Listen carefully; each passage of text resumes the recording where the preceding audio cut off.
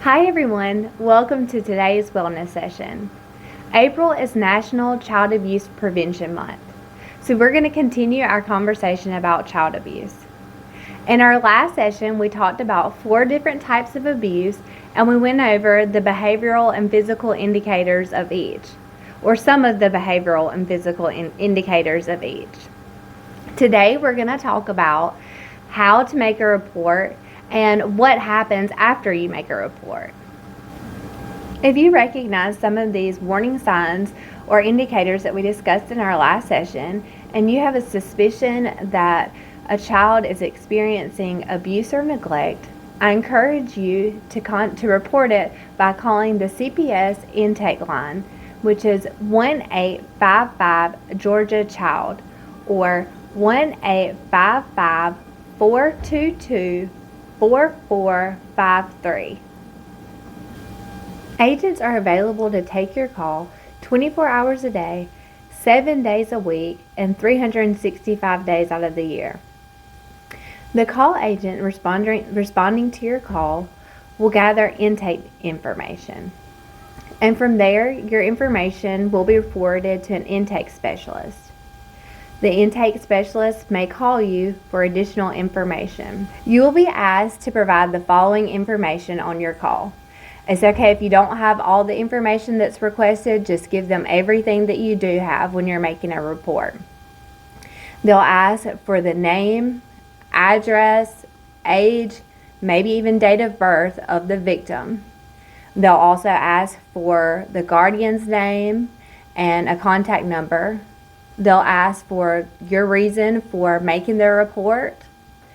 They'll ask for the perpetrator's name or the person who is abusing the child. They'll ask for their name and also some contact information for them as well. They will also ask about the signs that you've observed which have caused you to make the report.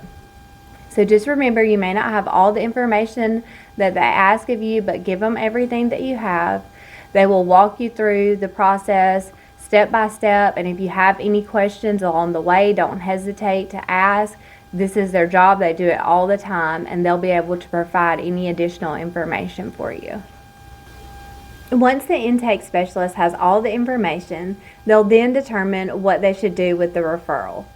So they may decide to screen it out, which means that they don't have enough information to further investigate the child abuse or neglect allegations. Or the intake specialist will decide to screen out the child abuse or neglect allegations, but refer the child and family to other services. So the child, depending on what the concerns are or what the child and family needs, they may be referred to a local food bank, a clothing closet, community mental health, or a primary care physician. Or the intake specialist will forward the report on to the local Department of Family and Children Services office for further investigation. When making your report, you can request that you be notified of the intake specialist's decision as far as what happens with the report that you gave, whether it was screened out, referred for other services, or routed to the local Department of Family and Children Services office.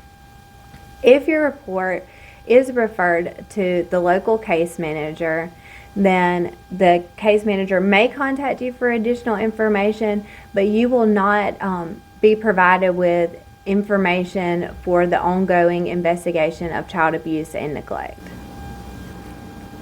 It's also important to note that some professionals are considered mandated reporters.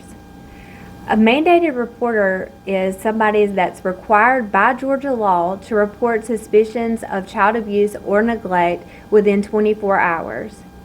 Failure to do so could result in a misdemeanor.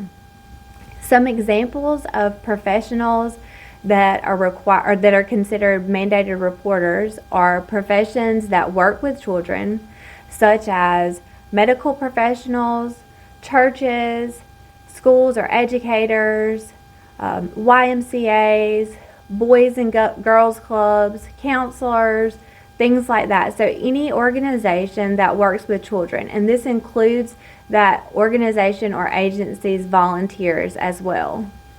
The last thing I want to share is that if you feel like a child is in immediate danger, call 911. Do not go through the process of calling the CPS intake line. If you feel like a child is in immediate danger for any reason, don't hesitate to pick up the phone and call 911 with your report. Thank you for joining today's wellness session. I hope you found this information useful. Stay tuned as we continue our conversation about child abuse prevention next week.